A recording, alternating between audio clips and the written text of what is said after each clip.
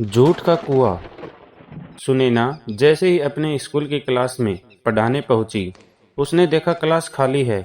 गांव का छोटा सा स्कूल था, लेकिन आज क्या हुआ, बच्चे कहाँ गए? सुनैना बाहर आई, वह गेट के पास गई। आसपास भी कोई बच्चा नहीं था। वह पीछे मैदान में गई, वहाँ भी कोई बच्चा नहीं था। आखिर सब बच्चे कहाँ गए? यही सोचती हुई वह वापस जाने लगी। अभी स्कूल के गेट से बाहर निकली ही थी कि रामप्रसाद उस स्कूल का चपरासी मिल गया। वह उसे देखते ही चौंक गया।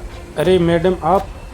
सुनैना ने कहा, पहले यह बताओ कि सारे बच्चे कहाँ हैं और तुम स्कूल को खुला छोड़कर कहाँ घूम रहे हो? रामप्रसाद घबरा गया। वह बोला, मैडम आपकी तबीयत बहुत खराब थी, इसलिए मैं तो आपको देखने अस्पताल गया था। सुनैना को अब और ज़्यादा गुस्सा आ गया। वह बोली, किसने कहा तुमसे कि मेरी तबीयत खराब है? मैं यहाँ बच्चों का इंतजार कर रही हूँ। रामप्रसाद बोला, ओ वरुण ने कहा था। जब बच्चों ने सुना तो वे सब अपने अपने घर चले गए। मैं आपको देखने अस्पताल चला गया। सुनैना बोली, तुम्हें वरुण का घर पता है? चलो मेरे साथ। दोनों वरुण के घर पहुंच जाते हैं। वरुण घर के अंदर सो रहा था। वहां पहुंचकर सुनैना ने उसकी माँ से बात की। दे, आपका बच्चा हद से ज़्यादा झूठ बोलता है। वह भी ऐसे कि सब विश्वास कर लेते हैं। कभी कहता है मेरी माँ मुझसे घर का काम करवाती है, कभी मेरे पापा मुझे मारते हैं। आज तो उसने हद कर दी, मेरी बीमारी की खबर फैलाकर स्कूल की छुट्टी करवा दी। सुनीता जी ने कहा, हे भगवान, मैंने तो कभी इससे घर का काम नहीं करवाया और इसके पिता तो इसे बहुत प्यार करते हैं। उन्हीं के लाड प्यार से ये बिगड़ गया है। आप रुकिए, मैं अभी उसे लेकर आती हूँ।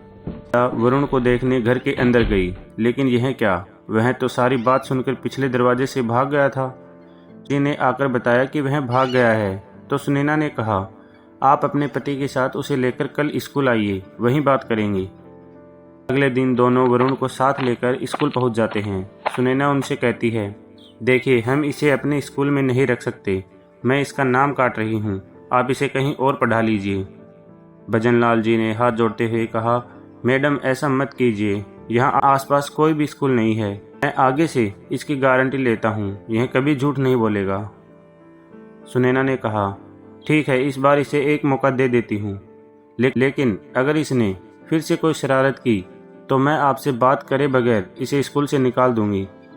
भजनलाल सुनीता और वरुण को लेकर घर आ जाते हैं और वरुण से कहते हैं, बेटा अगर आज के बाद तूने झूठ बोला तो तेरा मेरा रिश्ता खत्म समझ।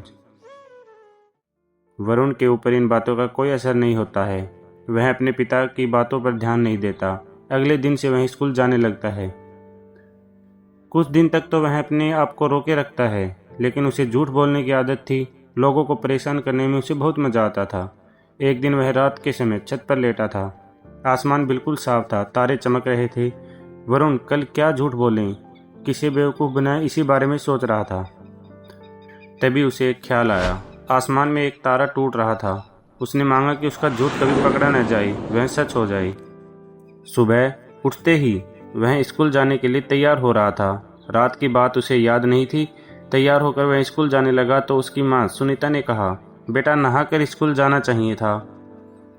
यह सुनकर वरुण बोला, माँ तुम्हें पता नहीं, आज सुबह तुम्हारे उठने से पहले मैं कुएं पर गया था, लेकिन वहाँ कुआं सूख गया, उसमें पानी नहीं है।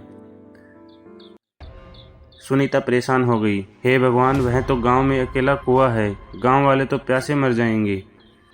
वरुण अपनी हंसी छुपाता हुआ स्कूल की ओर चल दिया। रास्ते में उसने देखा कुएं के पास भीड़ लगी थी। वरुण ने उधर नहीं देखा और सीधा स्कूल पहुंच गया।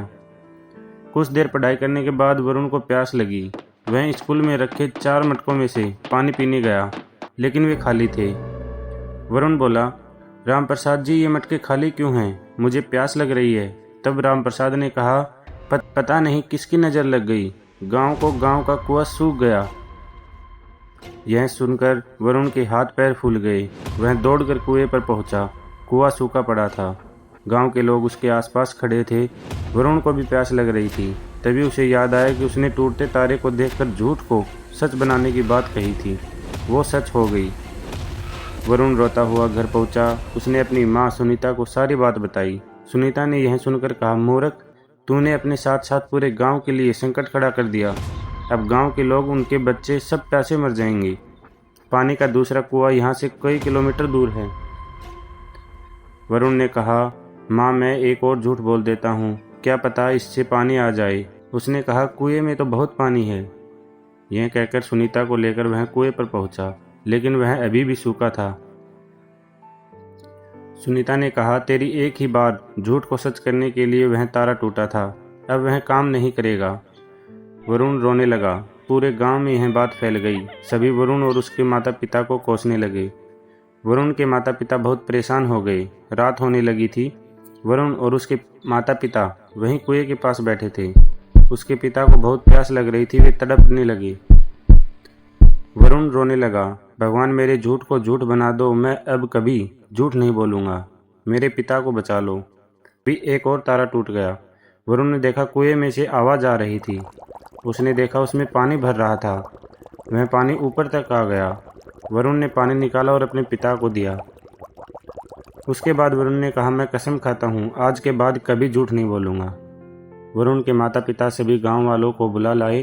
पूरा गांव बहुत खुश हुआ। वरुण की झूठ बोलने की आदत छूट गई थी। तो guys, tell a lie story कैसी लगी आपको ज़रूर बताएं।